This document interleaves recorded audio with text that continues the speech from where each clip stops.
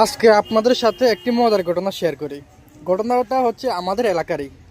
কালকে আমাদের এলাকার ভিতরে ধরুন আপনার 100-র ভিতরে 80% মানুষ বা 70% মানুষ করে জামাত ইসলাম, 20% বা 30% মানুষ বিএনপি সাপোর্ট করে। এখন আমাদের এলাকার ভিতরে বিএনপি একটা ক্লাব দিছে, একটা সংগঠনের তারা একটা দোকানের মধ্যে একটা ক্লাব দিচ্ছে, সেখানে তারা বসে কথাবার্তা বলে চাটা খায়।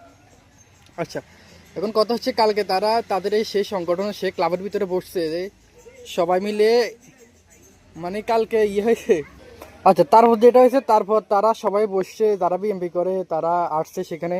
তাদের এখন কি নিয়ে বসছে বসছে তা হচ্ছে আপনার, মানে কালকে রাতে তারা কথাবার্তা বলছে আজকে আবার আমাদের এলাকায় এমপি আসবে। এখন সেখানে এমপি আসার জন্য কি খাওয়াবে, কি নিবে, মানে কি খাওয়াবে, বিরিয়ানি না মিষ্টি, কত টাকা কি আসে বিষয়, ওগুলো নিয়ে তারা আলোচনা করতেছে। তো আমরা কয়েকজন ছিলাম সেখানে, আমরা বসে বসে বা বাইরে দাঁড়িয়ে দাঁড়িয়ে শুনছি। আমরা কেউ কোনো দল সাপোর্ট করি না, তারপরে শুনতেছি তারা কি করে।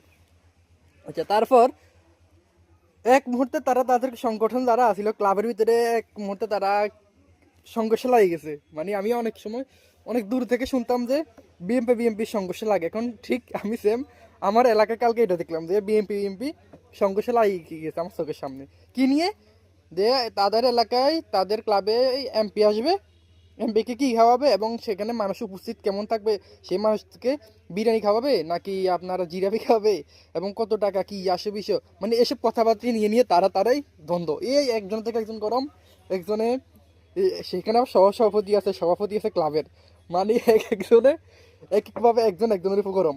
মানে কে বিএমপি, এখানে কিন্তু জামাত বিএমপি না, এখানে এতারাও বিএম, যারা সমস্যা লাগবে দুই দল, তারা দুই দলে এসে বিএমপি, তারা দুনো দলে বিএনপির কর্মী, তারা বিএনপি সাপোর্ট করে, তারা বিএনপির জন্য ভোট চায়।